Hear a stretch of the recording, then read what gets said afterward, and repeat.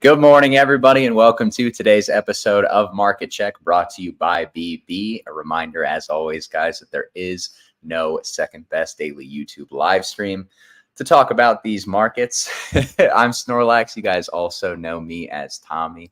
I'm joined by Chef Jackus and Dr. Will's Outlook.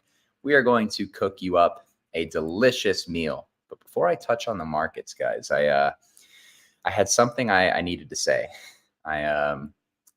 I sold everything I had. Every coin I owned is gone. I'm completely out of the cryptocurrency market. I can't take it anymore. Aggressive dumping, manipulation, everything is so intense. Crypto is over. I am out. I am very glad to meet you. Life has dreams. Each is wonderful. I felt like this would be the better way to open the show. Because you guys can all see that the prices are down, right? So I figured I would open it up with one of my favorite copy pastas, which is that. But yeah, we are zero tokens will never go up. Oh, some mornings it feels like that, right, guys? But fear not, we are going to we're going to cook as much as we can today. We're going to walk you through kind of what we're seeing with the charts today, and of course. Where we think Bitcoin, Ethereum, and all of our favorite altcoins are probably headed here over the next few days. But before we can do that, I'm going to ask you guys to smash the like button. If you remember, if you were here yesterday, Jack has said that he has some extra special alpha. I did get to see it after the show, and it does actually explain exactly why we've had so much weakness up here on Bitcoin. So I would definitely recommend you hit the like button. And remember, he said 400 likes. I think we can do it. Even though Max and Tucker are not here, I know that we can get to 400 likes today. I believe in you guys. So, from that standpoint, I'm going to ask you guys if we can slam the like button today on Wednesday, because we don't see you tomorrow. It is an American holiday. But yeah, we should have a lot of likes on today's stream if you want that alpha. But let's get into the charts. I already copy pasted. Now I have to be serious. Bitcoin is dumping off of that really nasty rejection that we had from yesterday's open. We talked about the momentum kind of off that move being pretty strong yesterday. And so it's not completely surprising to see that we are, back down at 60K. Are we going to dump lower? Is this the bottom? Of course, those are questions that we're going to attempt to answer on today's stream. I myself, I definitely think you can make an argument that we are putting in a low right now. From the standpoint that, one, you have a lot of altcoins coming into levels of demand that I kind of had earmarked for them to come into. I didn't know if we would get them, but they are trading into those levels right now. I think that's a positive. When you're looking for a bottom on majors, you typically see altcoins front run, majors on USD prices into levels of demand. So I think that's something to watch out for as well. But of course, as we talked about last week, it is the beginning of a quarter, the beginning of a month. It is not unlike markets to see manipulation around these time periods. So could we even drill a little bit deeper? I would say yes to that as well. I know we'll have some mixed opinions on that, of course. But yeah, I think there are strong altcoins that are attempting to show their hands right now, just like last week. So it's just going to take a little bit of cooperation from Bitcoin and Ethereum.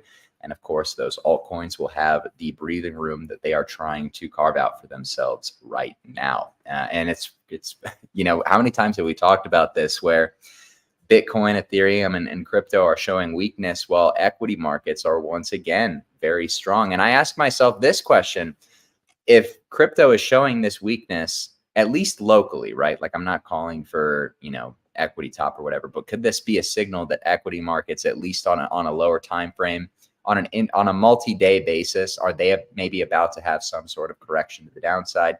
And correction's not even really a great word to use to describe it, because I don't think the downside in equities will be much at all. But maybe you see some sort of small move lower. Range lows. I love Austin's comment this morning. Yeah, he's on point today, guys. But yeah, man, we've got majors that support. We've got equities looking great. Maybe they give some sort of reflexive snapback that we've talked about before on this show, right? Like maybe you get 100-point move on the S&P down 150 points. And obviously, equities wouldn't like that, but I don't think it's really that important. I think Bitcoin and Ethereum holding these levels of support are much more important. And obviously what they do here over the next few days is going to be quite telling, as we all know. So I want to open the floor. I want to get y'all's thoughts on how you're reacting to this dump. I'm assuming you both joined me and sold everything. You've completely exited the cryptocurrency markets, never to return. But no, how are we doing, guys? And what are we seeing today? So, And go ahead. All right, go on. I talk enough. You go ahead. No, you go ahead. All right, we're fighting on the show. Yeah. So, I guess what price points did we talk about on Monday? Because I believe when we were at 63K Bitcoin, I was kind of like, hey, we're probably gonna sweep back down here because there's no wick. There's no wick on the body. And where are we at? Back at 60K. This is why you never get too excited, right? You never get too excited about price action that moves immediately, but you can get excited because you know the manipulation that's going to occur. Because I remember specifically one comment was, and I hope that person's still watching, why discuss hindsight, right? Why discuss hindsight as far as price action? It doesn't mean anything. Hindsight means a lot. That's how we learn from history, first off. But second off, I gave the foresight on Monday. And I said, even as a bull, I think we're going to come back down and we're going to retest these lows before we break out. And we're there, right? 60K range, hit right on the money. And now, I'm expecting the bounce. Could it go a little bit deeper? Sure. I'll entertain the, hey, go, I think we're down $5 below 60. I'll entertain you. All right. But I think ultimately the range itself is very set as far as where this is. Now, something interesting that Zach has brought up this morning, which I think also is something to keep in mind, is you don't want to see retest after retest after retest at a certain point. It's no longer a shakeout. It's showing that the intention here is to probably break the low at that point. I don't think we're there yet, ideally, but I think if we come down and go back up again and come down again, then we need to start looking at that as the potential here, and then we could start not really leveraging, but more positioning for downside at that point for maybe a bigger waterfall reaction. Because if you test people's patience enough, eventually they'll sell the asset, get out, and move to something else that interests them. And these are your atypical people who are not here for long term. They're here for short term gains. And because they're not getting short term gains, they will exit their positioning and move to something else. But with the way that stocks are set up at the moment, I would say in this scenario, you can't really kind of cut your positioning and say definitively that price is going to go much, much deeper and yada, yada, yada, like a lot of people are still trying to do, because stock markets wouldn't be doing what they're doing if assets didn't have interest. And I can tell you, it's not just in the high cap stocks, it's moving to the low and mid cap stocks. And when you start to see liquidity move to the low and mid cap stocks, that is the environment that is for risk on. And there's no better risk on metric, in my opinion, than crypto in general. So if we're going to start seeing risk on, and I mean heavier risk on, this is a market that is healthy, actually, unlike what a lot of bears are saying. And it is a market that is getting healthier, because in the beginning, what was the argument, Tommy? It was, oh, only your top 5, top 7 are gaining all the liquidity, right? But now what are we seeing? We're starting to see that liquidity trickle to lower and mid cap stocks, and you're starting to see that money move around and shift. This means that people have become rich in these bigger stocks, and they are now starting to feel more comfortable, right, with the market. And that comfortability is what's going to create the inflows into crypto. And so I think people should really consider that when they're saying that, hey, we're going a lot lower. I don't know. What's your guys' thoughts on that? My thought is that Austin was saying that he's running out of money from his wife's bi-weekly checks. She said she's cutting him off. So we actually had a guy on the BB morning Discord call, and he said that, how am I going to explain to my wife's boyfriend that I got liquidated? Oh man, like, listen, these times you see finally DXY dumping, right? You see SPX new all-time highs, Nasdaq new all-time highs, gold is up, silver is up, oil is up, but Bitcoin and crypto is fucking rugging us day after day, week after week. It's just so annoying, man. It's just so annoying, so frustrating. There really isn't much reason to be like for the price to go down, right? Like we saw miners capitulate, we saw legacy BTC holders sell their BTC OTC to Wall Street. We saw people being in max frustration. We are seeing that that divergence where it's just not running right now, and all of us joined this industry for this to be the emerging next asset class, right? So at this time, it's just that, like, you gotta make fun of yourselves in a way. You gotta, you gotta laugh here to it in a way, right? So technically, listen, as Bill was pointing out, we are at the range lows still, right? Like that's a hard fact, right? But it's just frustrating. So nothing has changed, but it's just like annoying, right? Experiencing this range for 4 months basically. But yeah, technically again, nothing's changed until we lose the range low. If we do, then what I've been saying, right? If we lose the range lows, then you gotta be quick and change your bias, because then we would be going down to 53. And then if 53 is lost, then it would be 43, right? If we, however, reclaim that 64, 65K resistance, then at that point, I think we will play a catch-up game with equities, and crypto will start repricing hard. Similar way to what it has done when we started to move from the 25K period in a range in September 2023. So not much you can do with this, but enjoy the annoying time in the market. Well, some will find it interesting, right? But I would say that most are like tired, right? Like what I feel from people is like that meme that it's also tiresome, man. It's also tiresome. So, I cannot recommend people cheating at range lows, just like I recommended them not to be excited and cheerful at range highs at 72K. Just like I was reminding at this little resistance at 64 that it's not a win until we break it. Just like when BNB again was bouncing between 200 to 220 back in 2023, was it? I think it was the beginning of 2023 or something like that.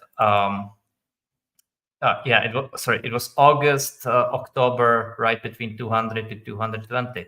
So it's annoying, but nothing you can do about it. You just gotta wait and hope that finally that outperformance will come from crypto and we finally leave this range. But cheating the range lows, right, as Max says, in a few weeks, in a few years, how could you look into your children's eyes and tell him you cheated the range lows? It is what it is.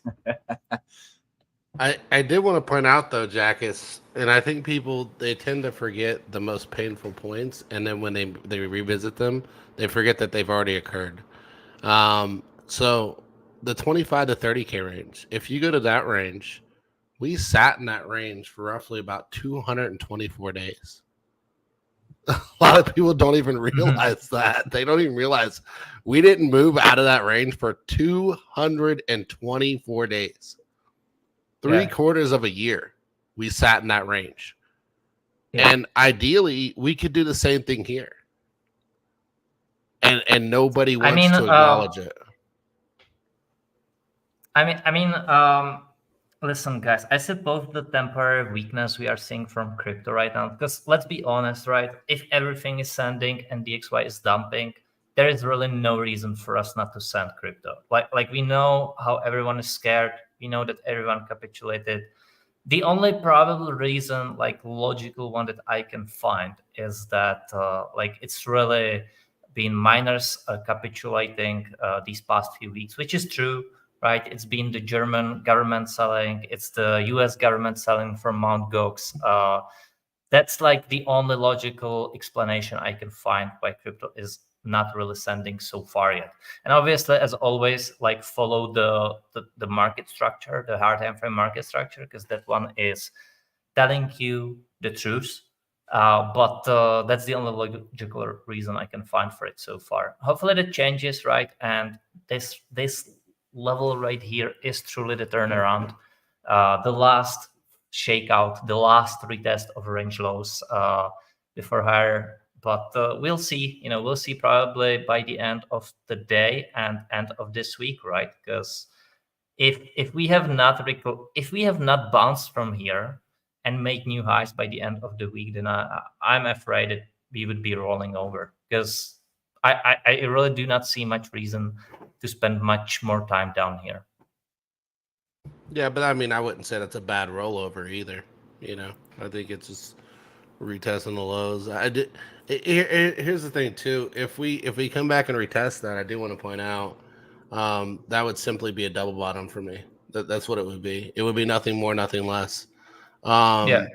Ideally, though, I would like to see Bitcoin show strength here, right here, and pull out of this range. Why? Because we have a doji, or not doji, but we have a hammer candle on the weekly time frame that I would like to see play out. I'm very bullish on hammer candles, and I don't see it at the moment, but I think as of right now, we still have time as long as we don't dip into that 58K and below range, right?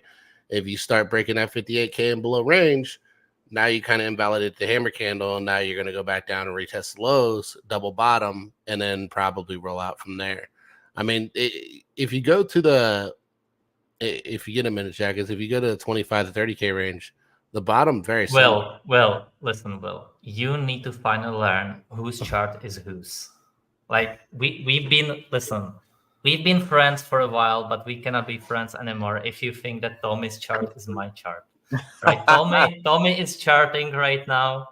I have a different layout. You need to learn who is who. I don't see Tommy chart that much, Jackus, so I assume it's you. So my apologies. That is true. That is true that Tommy is not a regular chart sharer, but sharer.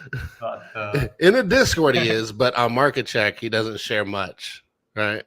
On the chart. But yes, if I can get the chart real quick there. Oh yeah, go for it, Will. Tommy. All right. I see the child safety lock, and no, okay. There.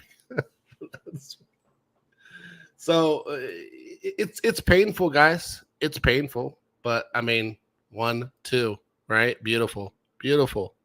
And ideally, I wouldn't like to see it here. I'd like to see us sweep up from here, because this is what I was talking about before the other day when I said we're going to create the wick. Yeah. I was talking about this candle right here, right? And I was like, okay, we got the hammer. This candle right here might do the same thing. And if you see here, for the whole week, what did we do? We just sat there and hovered. Didn't do a damn thing on that whole week. And then after that week, what did we do? We swooped, right? Yeah. I'm hoping ideally we get the same thing here where we sweep back up, retest the highs. Now, keep in mind, if this happens, I'll consider this a double bottom, even though we didn't retest the bottom, right? Because body candles are close enough to the lows. And if that ends up happening, I can tell you, you hit a double bottom.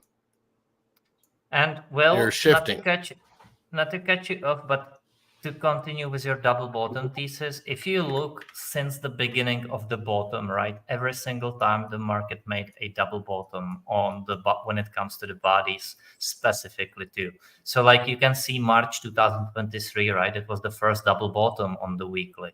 March 2023. March, okay, 2023, right in here. All right, March 2023. Yeah, so that was the first double bottom. Then you got the next one at 25K. Then you had the next one at around 40K. And here you have another one. So each time the price created a floor and it was heavily defended. And it is heavily defended here again.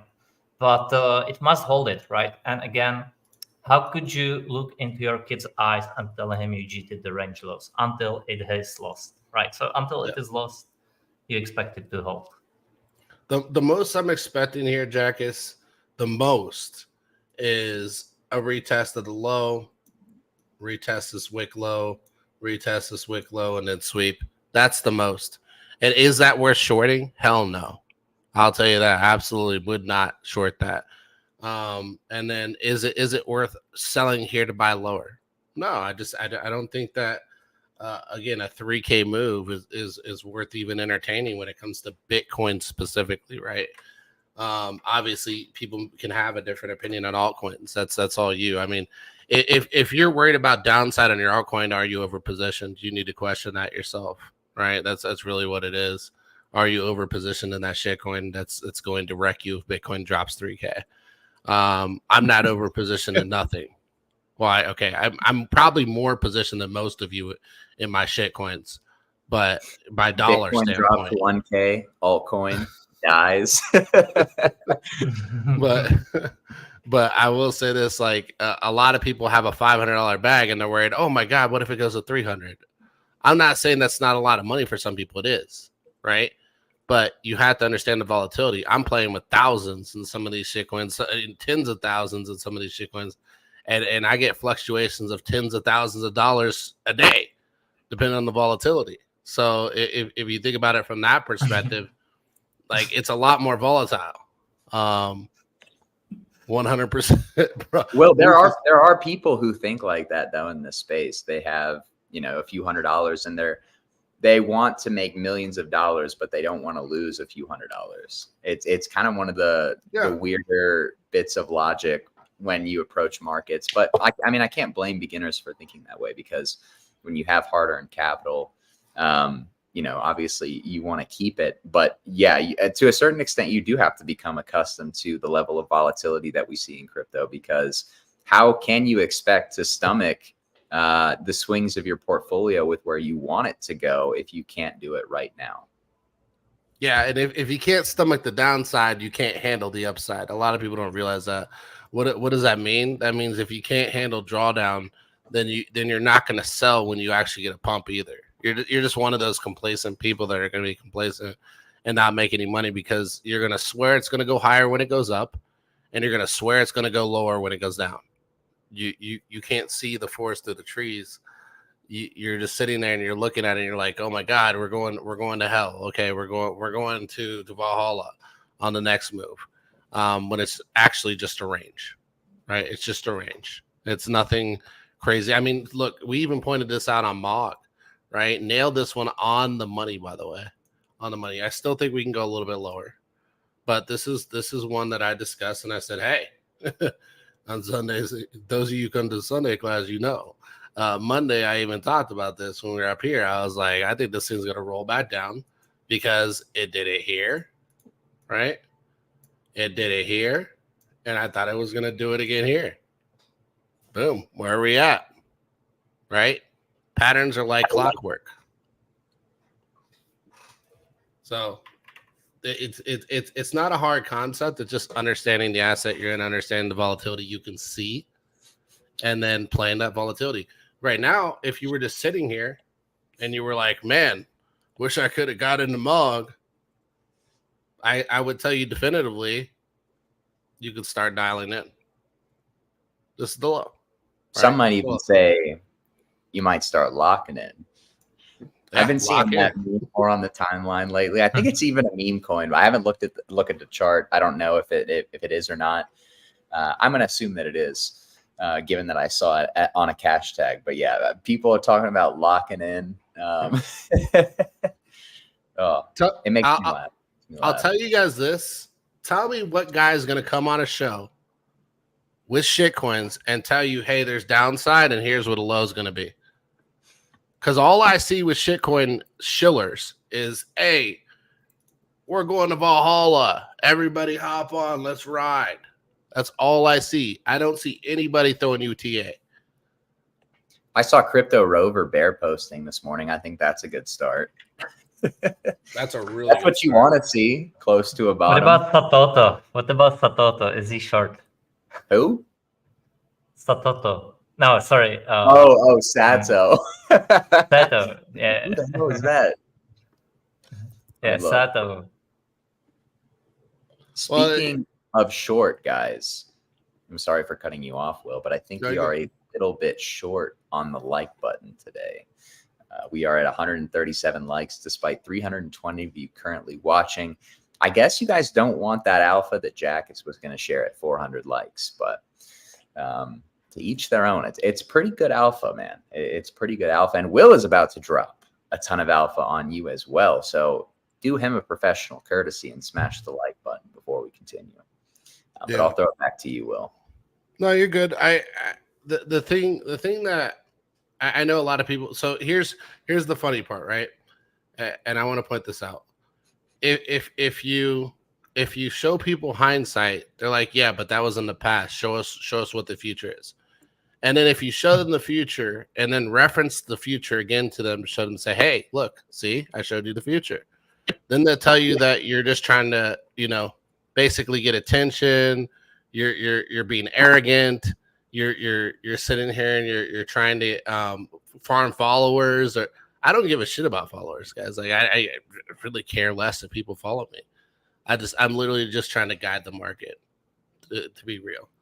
Like I'm trying to show people, like, I guess for me, it's about showing people that TA works. It's showing people that, hey, you can make money even in manipulated markets. It's about identifying the manipulation and being able to play the pattern. That's it. I mean, the past couple of days, we've been basically giving you guys free TA classes. We've been discussing RSIs, stochastics, going over price levels, showing you kind of like what range trading is, showing you what basically swing trading is. We even had a guy on here the other day that was a scalper, right? That Louis brought on, Popeye. And I'm not a scalper. I even said that live. I'm like, I'm not one of those guys. I'm not a scalper. It's just not my skill set. Doesn't mean scalping doesn't work. But we try to be really diverse about who we bring on, what we discuss, and so on and so forth. And we really just try to teach the market and inform them. We're not just sitting down here like, hey, guys, this is the ticker. Buy mana. It's got all these things fundamentally, because fundamentals don't matter. At least not my perspective, right? Fundamentals don't matter. But wait, Will, have you heard about the modularity thesis? Look, if your fundamentals are strong, it will show in the chart. No. And modularity, it didn't show in the chart. I'll tell you. It did it first. I mean, it's just a great example of these narratives, right? Like all of the modularity coins pumped really hard at first, and they all came back down because that's just kind of the nature of a crypto narrative, right? Its price goes up. That's reflexive in a tailwind, and then price comes down. And then everybody gets super bearish on the narrative because prices are going down. Yeah. I mean, at the end of the day, this right here for me, ultimately, this is a range. That's it, right? I mean, there's really nothing else to discuss here. Like I said, I think the two things we discuss is a potential of a revisit of the low, and hopefully we see price start to reverse here. Doesn't matter if it does. I don't care because I know where the ultimate direction is, and that's what I'm shooting for. And if you look at other things in the way they're lining up, I mean, Tesla's lining up nicely. Pullback expected. I do think Tesla's going to hit this high, 285, before it rolls back and then takes off again. So nothing too crazy, but something similar to this. That's what my expectations are. That's good. Well, since you brought up Tesla, I watch lots of people that are into stocks only, that are like fund managers and so forth. And I heard so many of them completely shit talk Tesla at 150. Like in the last couple of weeks, they said that it's not a good investment anymore. And why would you hold it? Fundamentally Like, repricing. Fundamentally yeah, repricing lower was yeah, the like verbiage I heard. exactly, like exactly. So like, look at Nvidia, right? They have earnings and all of that. Buy Nvidia. Why would you not buy? Sorry, why would you buy Tesla? Like the EV cars, nobody's buying those anymore. They have bad earnings. Blah blah blah. It's the bad news that create bottoms and good news that create tops. Obviously the max, right? Some, like in the middle of a move, you sometimes gonna get good news. It's not like in the middle of a move when you suddenly start to get some good news that it's going to be exact top, right? That's where I suppose people get it wrong often. But yeah, Bitcoin right now, in my opinion, is where Tesla was at $150. So yeah, that's my take on that. But continue, sorry. No, you're fine. Yeah, definitely. And these pennant patterns seem to be playing out more often than not. I think a lot of people need to recognize those too. But this is why I don't listen to fund managers. I don't listen to what JP Morgan has to say. Like all these guys are trying to do is move the market with their words, probably in favor of a few ticks, and then they're going to exit that position and then talk about 6 months later how they bought Tesla at 150 and they were so bullish on it. That's all it is. Like this is why I say fundamentals don't trump charts. Charts trump everything. Your fundamentals are fundamentally built into the chart, right? If price action's going to follow, it will be there. For most fund managers, and this is an important distinction to remember, like for most fund managers, the game isn't returns, right? Like it is to an extent, right? You meet your watermark, you get profit fees, but once you reach a certain AUM, you're collecting so much from your service fee, which is like 2%. In crypto, for some, it's higher than 2%. But when your fund gets big enough, right? Like if it's just 100 million, $1 billion, you're collecting 2% on that. Your profit almost becomes somewhat irrelevant at that point, right? Like your AUM is the game. So fund managers like to talk. Just because they're a fund manager, though, doesn't mean that they're just ripping up this market. Yeah, that's a great point, Tommy. Maybe slightly, well, not like changing the topic, but I wanted to know your guys' thoughts on tomorrow's July 4th, because it's a big holiday for you guys, right? In the US, the Independence Day. So what do you think the market will behave like, especially crypto? Because crypto is a 24/7, but we know that over the weekends it doesn't usually, because like we know how the past weekend behaved, but usually it doesn't have such volatility. And I would assume the same for July the 4th. But what are your guys' thoughts on that? Well, if we sell into it, I mean, I kind of feel like we'll bottom on July 4th, to be honest with you. Like if the momentum to the sell side continues throughout today, then I would bet on us bottoming on or around a holiday. I'm going to continue to parrot the fact that we are at the beginning of a quarter, the beginning of a month. This is the time to manipulate prices to the downside. We're seeing that right now, whether this is the bottom or whether they take it a little bit lower, maybe sweep the low that we set last week. Regardless, I think we are close to a level where we're going to bounce. And if you don't see that reaction on a sweep, if we get it, then I think you can open the door to downside targets. But I feel like holiday at the start of a quarter, if you were going to scam people, this is probably the time to do it. Bitcoin Independence Day. It needs to win it. It needs to win its war, finally liberate itself from Wall Street and all the Jeets and send it to Valhalla. Hopefully sellers have a miserable 4th of July, but at this rate, they're probably going to have some pretty nice steaks on the grill. Tommy, I want to show you. I want to show you a little bit of alpha here that I think not a lot of people have considered. Have you heard of the strong Q1 thesis? I remember you talking about it beforehand. You definitely talked about it in Q1 or Q2. Yeah. So look, I'll give the audience a little bit of alpha, right?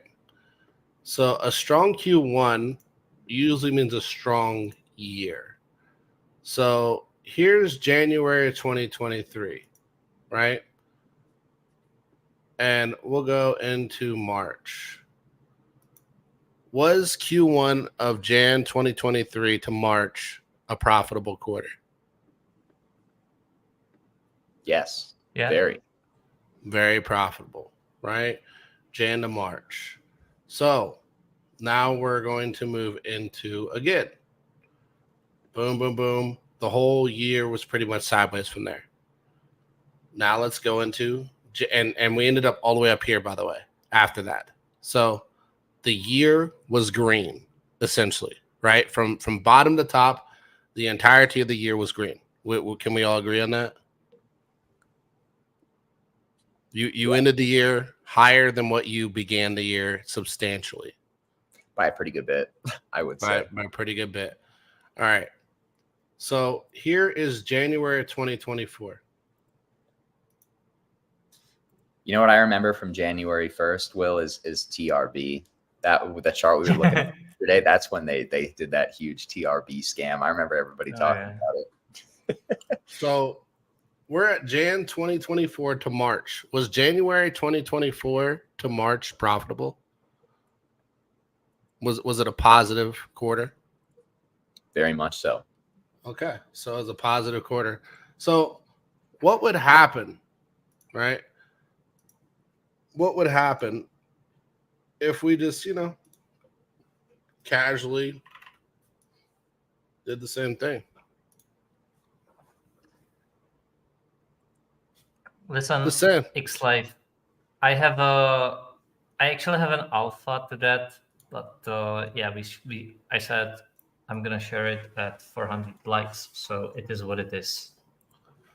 So if you're overly if you're overly bearish here, and you go back and you look through the history books, typically a strong Q1 on any market across the board, right? And I don't mean any stock or any individual, but I consider Bitcoin the market for crypto, even though it's its own entity. It's just like the SPX and QQQs and so on and so forth. Any market that has a strong Q1 will have a strong year, right? And so it's been this way, I believe, on the Qs for 70 something years. That has been the case. So that's a long time period to try and dispute it. So we had a positive Q1, we had a positive year, right? We ended the year roughly right in here. So we have a positive Q1 again, right? I anticipate us to have a positive year. That's just the facts. And that'll bring us into the 100K range. It'll get the party started, right? I think at the end of the day, there's so much confluence in this market that if people just did not too much of this and just more of this on the charts, they would do a lot better. They would feel a lot better about the market. They might go outside and get some vitamin D from the sun, right? Mm-hmm. Drink a glass of milk at their local milk place, whatever that may be, restaurant, whatever, grocery store, and they would relax a little bit. They'd be less tense about these markets at the lows. They'd be more excited about what the potential is for the continuing year. Now, keep in mind, a lot of people always say, "Oh, we're going towards the end of the year. It's time to get out, guys. It's time to get out." Was it time to get out? Was it time to get out? No. And I think we're going to see the same thing here. I think going into December, we're going to basically see this upbring. And then going into Jan, we'll probably look something like this, and we'll see another leg up. This is why I took this whole thing and sat it on top of this as a whole. But I showed you the shorter sided view here from the fractal, right? And I was like, okay, what does this look like? In reality, going into 2025, I think we are ideally somewhere up here, right? Going into 2025. And then the excitement will really get started because we'll be above 100K Bitcoin. And then people are going to be like, oh my God, this is the super cycle at 150K Bitcoin, at 130K Bitcoin. They're going to be swearing on everything. This is a super cycle. You'll be near the top then. That's when you'll be near the top. I still think we go higher than 150K, but it's conjecture at that point, right? Like, we could float up. We should be entering, like, if we see higher prices, it's going to be doing it around the same time period as that high anyway. So if that makes sense, like if we're going higher, the parabola would be within that last leg that we obviously didn't hit this time straight through all-time high because there's a lot of supply. I've talked about this before, like John Brown, who, you know, he's like a 9-figure whale, right? Like individual that trades on Bitfinex. And I don't believe that he's a real person. I think it's probably someone at Tether, maybe just Bitfinex in general. It's not, I don't think it's a real person, but he always has great market alpha because of that. Even more, better alpha too, if you think that he's not a real person and actually an exchange. But he said that the grind between all-time highs up to 110K will be, it will be a grind, right? Like it will be grueling. And then when we go from 110 to 200K, it will be like in a flash. So I tend to believe him. John Brown's a pretty smart guy, but I think it's entity. Yeah. But yeah, AI entity. We could see that, right? Like just a slow, a lot choppy vertical grind into 110 and then parabola above it. That would be nice. That would be cool. But yeah, right now Bitcoin's got to hold this range low. This is obviously a very big level, as we said. But Will, I tend to agree. I think this is a level where it makes sense for a double bottom to occur within the range. Yeah, I'm not trying to come on and I guess necessarily convince people that this is the case because it can always adjust a little bit. But it's something worth entertaining versus all the other just talk. Because this actually has substance behind it, while a lot of people are just talking about how price is going to go lower, with no real substance behind the thesis of why. So, how many likes are we at? I was just about to say we're sitting at 195 likes right now with about 327 viewers. So there are a few of you that are resiliently and adamantly not pressing the like button, which is fine. You know, that's your prerogative, but you're not going to get all the alpha that this show has to offer, unfortunately. And Will has been cooking. So I will say, you know, 200 likes, it's not bad. It's good. Will deserves more, though, for what he's cooking up for you guys. And obviously, Jackus wants 400 to give you the alpha that he was sharing with us yesterday. We need more viewers. There we go. We're getting some of them to FOMO click it right now. But, oh, man.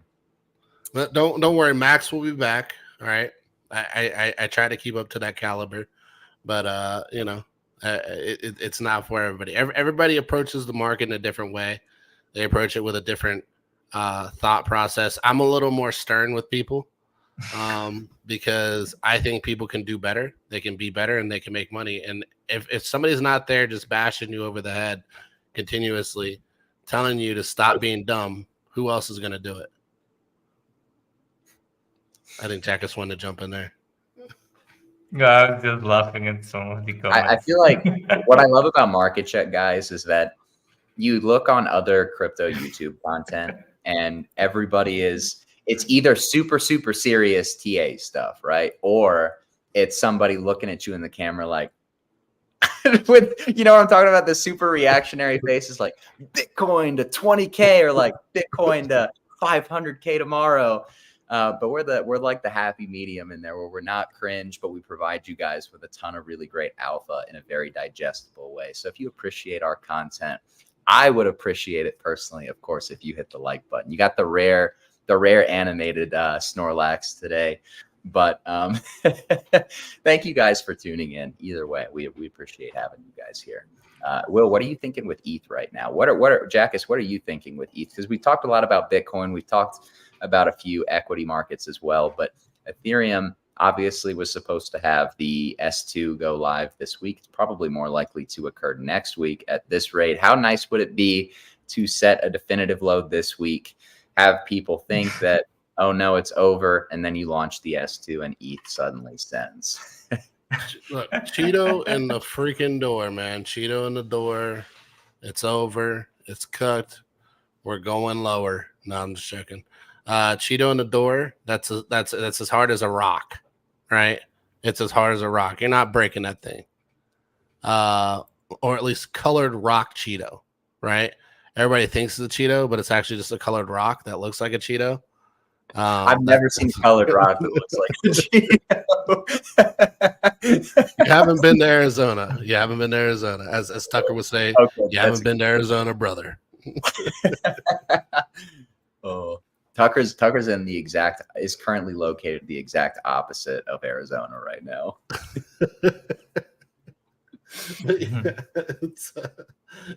I think ETH is really near its low. If ETH breaks this structure, though, it breaks this trend, it's going to be cooked. It's going to be cooked. But I think, like, from an RSI perspective, they could go lower. They could go lower. But does lower mean price lower? Not necessarily. It could just be something like this. And then RSI, a lot of people don't even realize, like, all that has to happen for price action for RSI to cool down is you can literally trade sideways. It's either down or sideways. It's one or the other, right? And then RSI can cool down. So you can come down while price is going sideways. And I don't anticipate a lot of these lows to really be violated or come down extremely hard. So if Ethereum does break this range, let's say Ethereum goes back down and reads it's like 3,080. Ideally, like, I think what you're going to get is this, a retest, and then you're coming back down to like 2,800. Like, that's my bearish thesis if that ends up happening. They do need to pull this up, though. They absolutely need to pull this up. People are looking at this, and they're thinking that's going to happen again. I mean, isn't ETH basically just doing what Meta did almost to a T? Right, like at almost the exact same level of structure on a higher time frame too. Meta double bottomed, and then the rest is history, right? Like, it was one of the best performers even in the stock market a few weeks ago, and ETH hasn't even had that period yet where, you know, it would be equivalent to what Meta went through. So, I mean, I kind of liken the structure on ETH to, I'm going to say it again, to Meta, formerly known as Facebook, of course, but yeah. How did you make that Snorlax? How did you make that name for yourself, given you look like the polar opposite of Snorlax? It's a funny story, actually. I was scrolling through a camera roll. I found a Snorlax with a Pepe head, and I was like, well, it's just a crypto burner. How much am I really going to be using it? Now here we are, about 2 years later. The rest is history. But which part of Meta? Meta. You got to zoom in a little bit more. Look at this chart, bro. I haven't touched this chart in forever. I was expecting a big pullback here, though, but never got it. You're gonna make me pull up my Meta chart. All right, I'm zooming in. All right. Are we up here?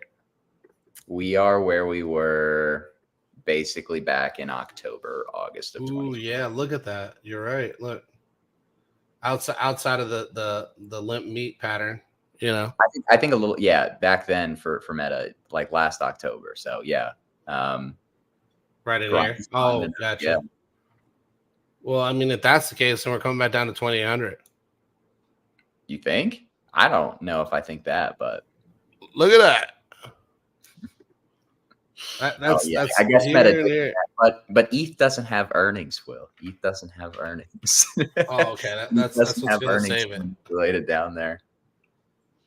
Yeah, I don't know. That's a tough one. I just think where the structure is occurring is pretty similar, right? And we saw how Meta ultimately resolved was to the upside pretty violently. I think eventually ETH will do the same thing. I hope ETH doesn't do this. I haven't overlaid the fractal, so I don't know if it actually checks out, but maybe that's something I do after the show. Hold on. We can do that real quick. We can do that. So you're saying from like here to here. Oh, just go all the way. Screw it. Why not? Throw that back. Then we'll come over here.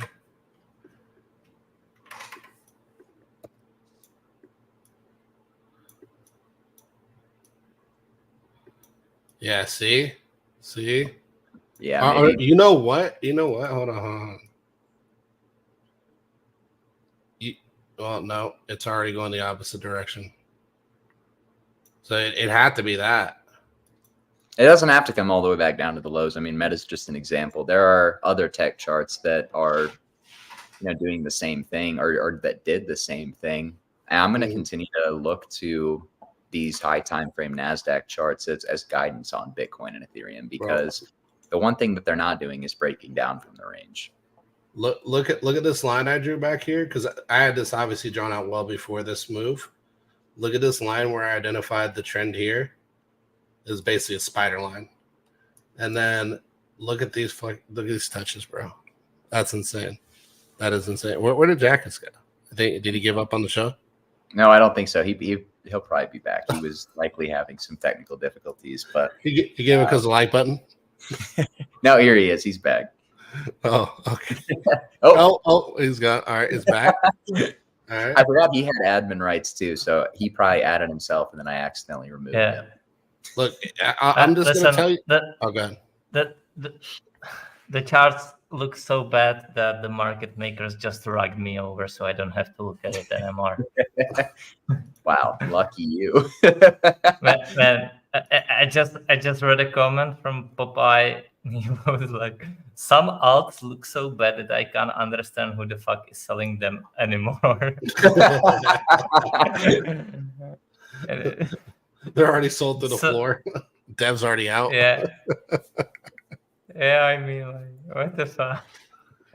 Who is selling still? Who? There's only me and 3 other people now. Yeah. This one's pretty interesting with Bitcoin. And I think, like, if you look at it from this perspective, we got a hell of a lot higher to go, bro. I drew this out a while ago, but I was basically just looking at the tops and I was looking at the lows. I was like, okay, these kind of come together like this. And yes, it does get tighter, so your expansions get smaller. But man, like, you have so much higher if this thing's gonna trend up and to the right. It's gonna be up and to the right, just like this. Like, you have so much higher to go with Bitcoin from this perspective. Yeah, Rivian's still doing well. That's a little questionable here. That's a little questionable there. Aave looks good coming back in the trend. KSM above trend perfectly. And ILV honestly looks like it wants to do this. We are in the wrong market, guys. We should have been trading orange juice, man. Oh, I know. NVIDIA and orange juice was the make it play all along. Damn it, guys. Gonna have to come back next cycle. Perfectly. And look at Apple. Look at Apple. You know, why not bid the one stock that will not make you any money ever? Right? Why not bid it? That's what everybody bids. Everybody bids the same pile. And it's like, it just logically blows my mind that everybody like just shit piles into the same. Like, Apple is a iPhone store. And it is arguably the biggest company, in the world. Pretty much. I have no idea what you're talking about, Will, because this market pumped the moment they released the calculator. Brother, it's like we sell calculator. Okay, everybody dogpile in. I think he's making fun of me. Yeah. Like, they legit but seriously, they announced the calculator, which made the headlines. Like, it did not pump based on the what is it called? The VR headset, right? I forgot the name, but they released the news of the calculator, and that's the moment it went straight up only. Which is funny. Like, I love that McDonald's. Well, I need to know that alpha. This is what I was memeing people over here. I was like this. Apple's not coming back, man. Apple is not coming back. I don't think it's going to confirm some fake out high time frame deviation and nuke all markets. I think that's kind of preposterous, to be totally honest. But yeah, I mean, we talked about what Apple was going to do, man. Apple is playing out the Bitcoin 25, 30K fractal almost to a T. So I don't think it's coming back. And I would say with that, even if you are expecting some of these big tech stocks to pull back, how much marginal downside do you realistically think indices are going to have? You know, maybe Nvidia pulls back, but what's, you know, it's almost kind of mitigated when you have Apple now heading into price discovery. So it's just a game of musical chairs that I wouldn't underestimate how long they can keep playing, because you bid Nvidia. Oh, well, we made a ton of money on Nvidia. Let's take profit. What are we going to do next? Oh, well, we just put it back to Nvidia. Yeah, we put it into Apple, or we put it into Tesla.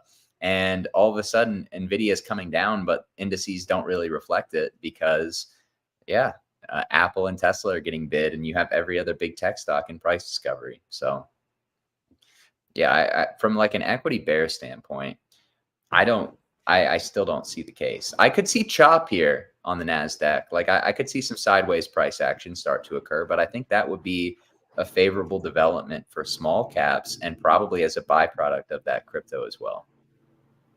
Will, I'm going to need you to delete some of those fibs, brother. That's a little bit too much. Man, look at this. Look. So here's your first fib, right? High to low. Boom, boom, go. Right? So we can get rid of that. It did mark the top. Here's your second fib. High to low. 229. 229. We need to watch that. Because that could be marking a cyclical top for Apple. Although Apple could do this too. Right? And kind of hug it and then kind of jeep later. But I will say, if you put those fibs in the right spot, man, they can nail some tops. 1, 2, and we'll get into Pepe. I know we've had a lot of discussion around that. Actually, we can just do it right now. Yeah, let's look at Pepe. Let's look at it now. I feel like Pepe gives an exaggerated puke and then bounces back really hard. That's my personal bias on it. Honestly, all lows of that downtrend and then recover. I'm going to bring it down here to where we tested previously. So we have this support. We have some confluence of support here. Breakthrough resistance, run up, roll over, tap, tap, tap. I wouldn't be selling here. I would not be selling here. Like, if you're in it already, I would not be selling here. I would also, if I wasn't in it and interested in being in it, I would then maybe position somewhat here, right?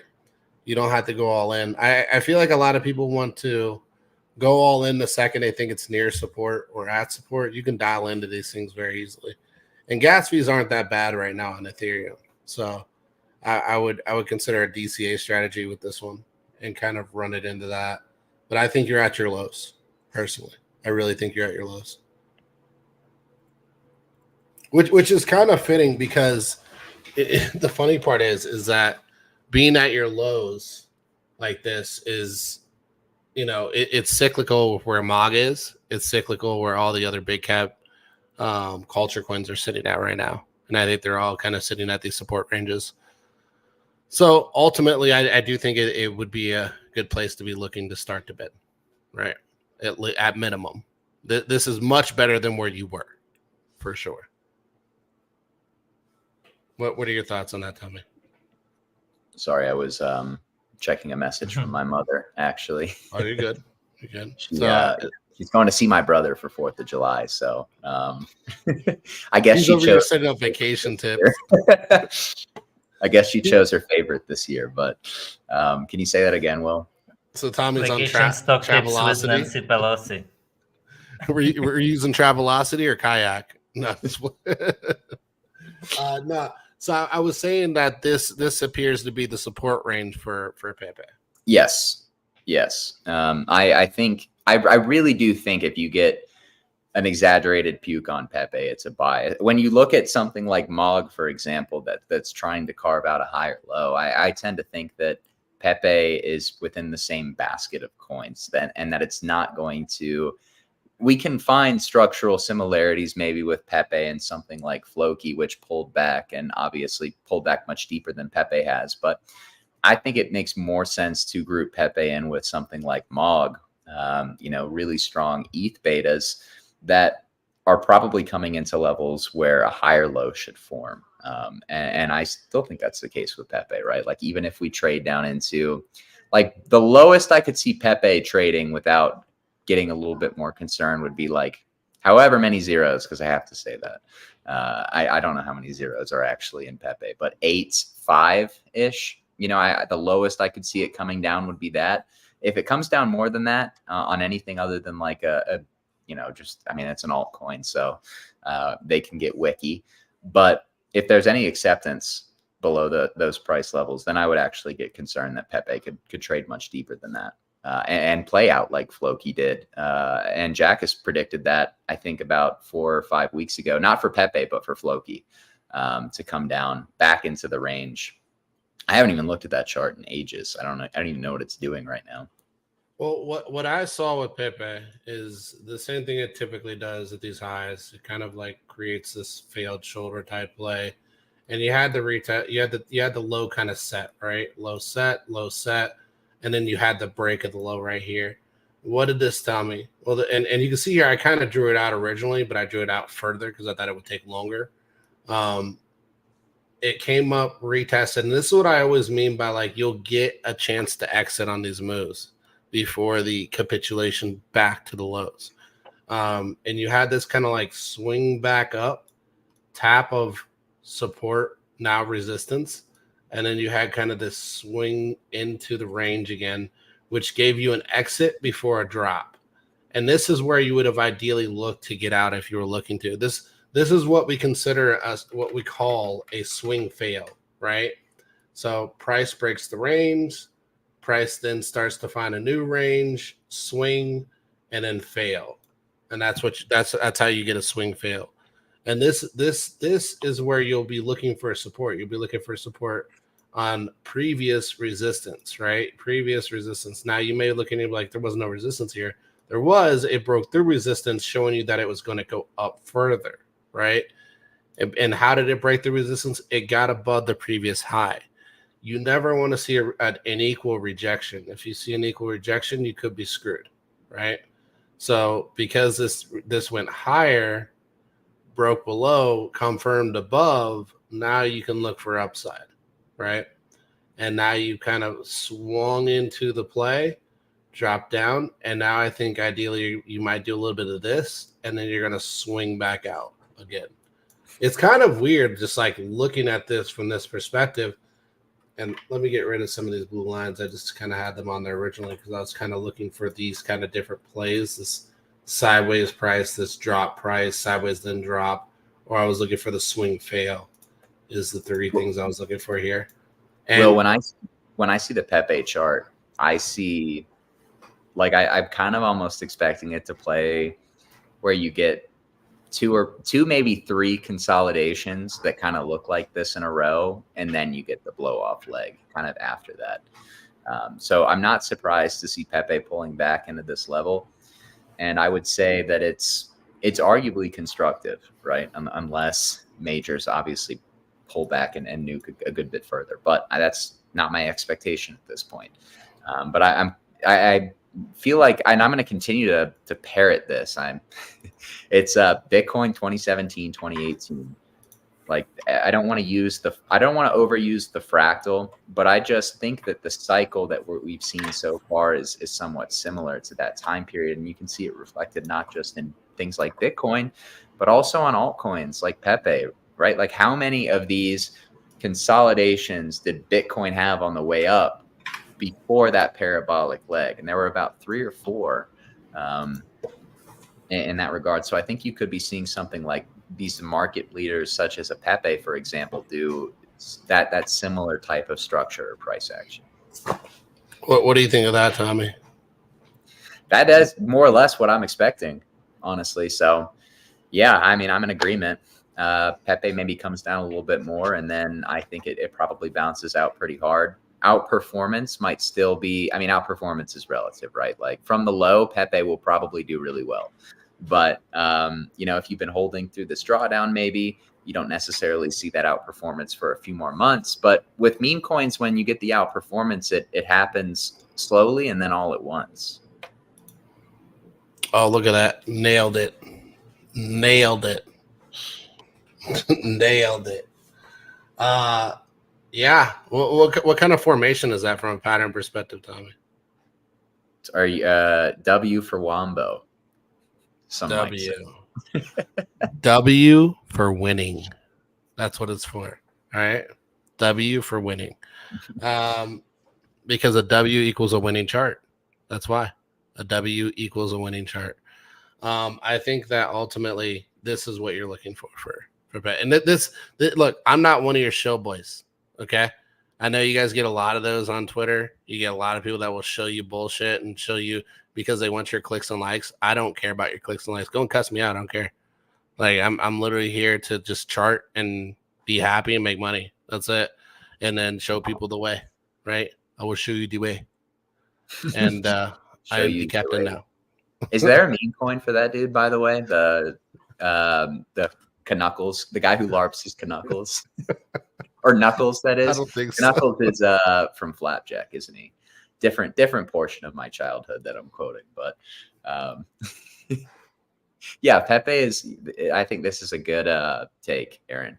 Pepe is clearly in the area between hope and optimism on the market psychology chart. I think that's a great way to put it. Like either bear trap or, like you said, kind of like that hopium stage of the market cycle where people really believe that it can be something, you know, that we can really see that price appreciation. It's just lacking maybe that exposure to more buyers or the overall market-wide optimism to push it higher. But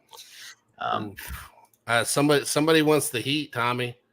Somebody wants the heat. Hold on. We're gonna bring them the heat real quick. Show me your wins, buddy. You just blah blah blah. Oh God, is somebody mad online in the comments? Oh, my wins. We can keep going if you want to see more. I have more, a lot more. Will, we're gonna win, and then we're gonna win some more, and then we're gonna win so much that you get tired of winning. You're gonna get tired of watching me win. You're gonna be upset because I'm winning so much. Look, at BB, it's just winning, just W's. That's it. Lots of buys in the prime areas. I can mark them all. Here, look, I got a mark chart, so you can see like, oh, did this guy buy in some random spot? Look, boom, boom, boom. Were those key pivotal areas, guys? Let me ask you, were those key pivotal areas? Receipts. I'm just saying, random screenshot from my Coinbase account. Random screenshot from my Coinbase account. Random, right? Just random. And not to mention, I've been here since the bottom. I don't know who you are, Satisfaction. I'm sure you just started crypto yesterday. But I've been here since the bottom. We've been here since the bear market, since before the bear market. We've been here since last cycle. And I've been here since 17. Posting all of my wins, posting all of my charts, posting all of my forethought and hindsight ideas. Did I catch any L's? Yeah, I lost an L on GME. Openly admitted. I don't care. I have nothing to prove to people. Like, well, I'm making money. That's my only. How dare you not to have 100% win probability? But those traders on Twitter, they have much better win rates. I always see them posting those 10,000% P&L exchange screenshots. They're winning all the time. Somebody told me you can manipulate those. Like there's a thing where you can make those.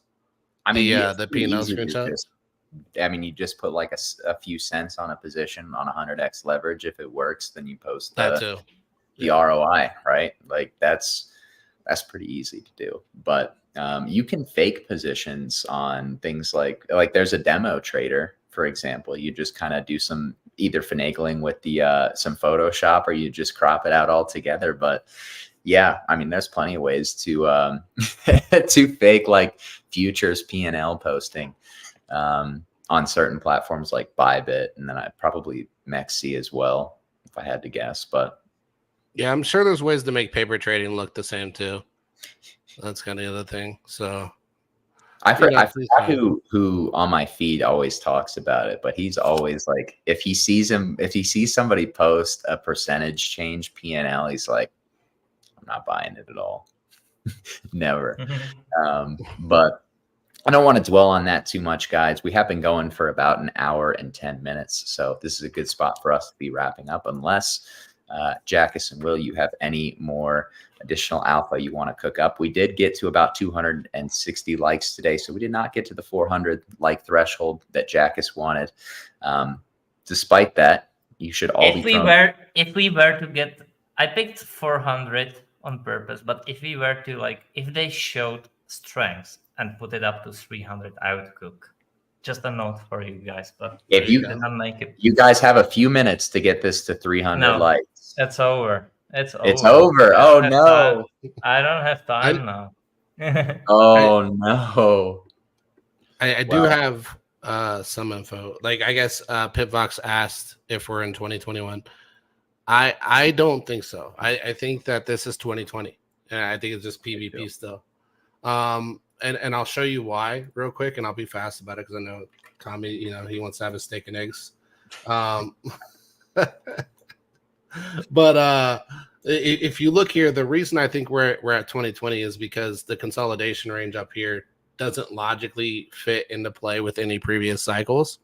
And so what I think that we should have ideally been here, which would have been like more in the mid market, or sorry, closer to down here, because this was the this was the halving, right? And our halving just happened like right over here. So ideally, we shouldn't already be all the way up here.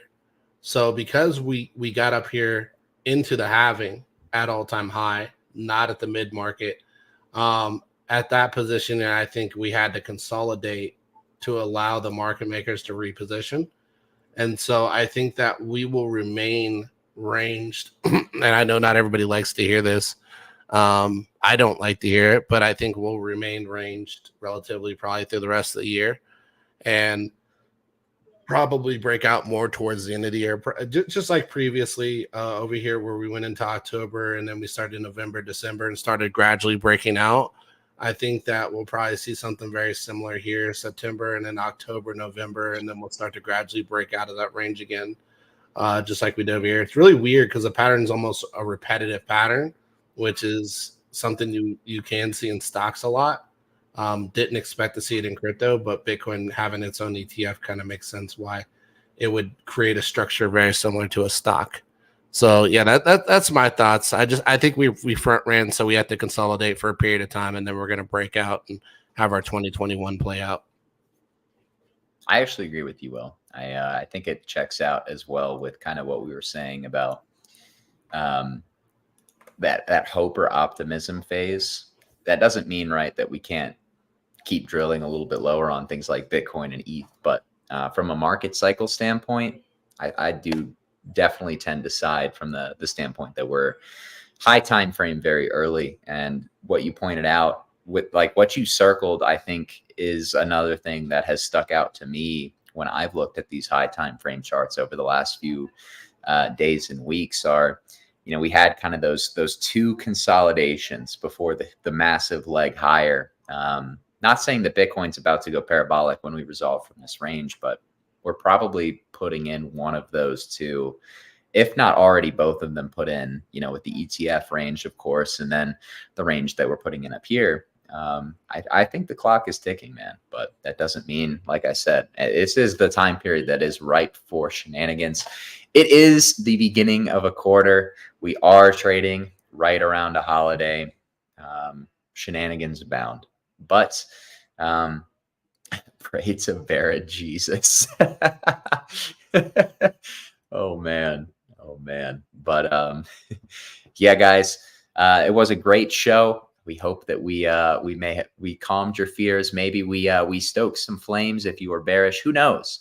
Hope you enjoyed the show. Regardless, we provided all the analysis that we possibly could. If we had hit 400 likes, I guess we could have provided a bit more. But you guys, you couldn't break it out above that 250 like number. But yeah, you guys have a great rest of your Wednesday, of course. And a reminder that we won't be live for tomorrow. It will be the 4th of July in Burgerland. But before we wrap up, guys, the last show before Friday, some housekeeping as always. A reminder that we have launched our official hedge fund, BB Wealth Management. That is a long short fund run by the BB team, and it is managed in a way that takes into account crypto's asymmetric history for upside returns, as well as the investment risk posed in any markets. And just as we're excited that we can trade this fund and begin investing it, participating in the crypto market, we are equally excited that we can offer you the opportunity, the community, as well, the chance to invest, become an LP, an accredited investor. And if that is something that interests you, we do have more details linked in the description below this video. So check that out. Not to forget BB Academy, guys. I saw somebody ask me if we could run a 4th of July special. I think Tucker would kill me if I did that while he was out of town. So I'm not going to do that. But maybe when Tucker gets back, we can get the green light. But if he's watching this right now, I know he's probably giving me an eye roll or something like that.